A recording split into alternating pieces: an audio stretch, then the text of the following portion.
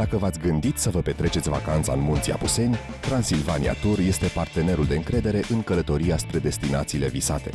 Din incursiunea prin ținutul renumit al Transilvaniei nu poate lipsi o atracție turistică de o frumusețe rară, peștera urșilor de la Chișcău.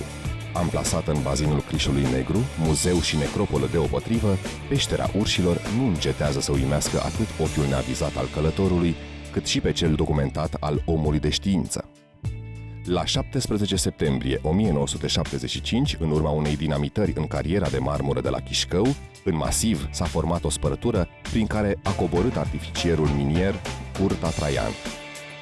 În Imperiul Rece al Besnei, acesta a descoperit podoabe ferecate pe care natura a trudit să le făurească în milioane de ani. Prima exploatare a peșterii a fost făcută de Clubul de Speologie din Ștei, iar apoi peștera a fost complet studiată de Muzeul Țării Crișurilor, Oradea, și de Institutul de Speologie din Cluj-Napoca. O parte a peșterii a fost amenajată și electrificată, intrând în circuitul turistic în anul 1980. Peștera urșilor impresionează atât prin dimensiunile sale, aproximativ 1,5 km, cât și prin aglomerația și varietatea de stalagmite, draperii și câmpuri de stalactite, precum și prin numărul mare de resturi fosile ale ursului de peșteră, Ursus speleus, dispărut în urmă cu 15.000 de ani.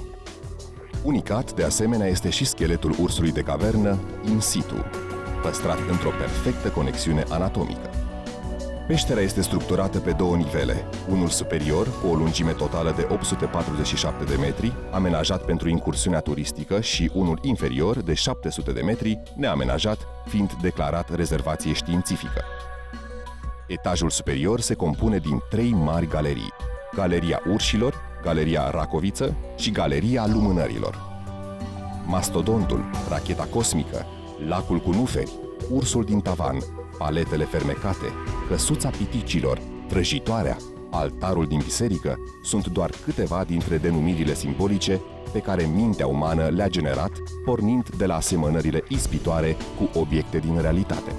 Conservând frumusețea adâncurilor, precum și scheletul miticului urs de cavernă, peștera urșilor de la Chișcău este o spectaculoasă rezervație speologică și locul de care îți vei aminti întotdeauna cu mult drag.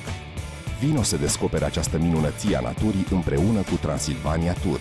Cu noi, drumul va fi cu siguranță mai bun.